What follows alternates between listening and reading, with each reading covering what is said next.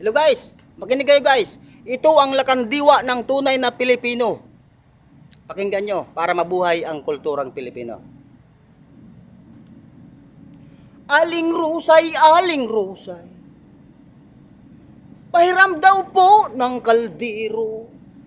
Si nanay ay magpapansit pagkat birthday ng tatay ko. Ganon di ba? Sumagot naman si Aling Rusay ngayon.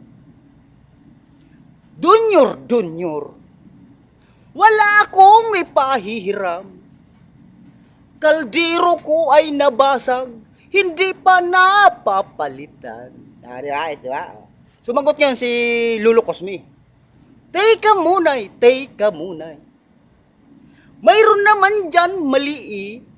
Baka iyan ay pupwede, hindi naman ginagamit. Di ba? Sikat ang lakandiwa ng Pinoy. Kaya buhay natin ang kulturang Pilipino. Mabuhay, share na lang, like at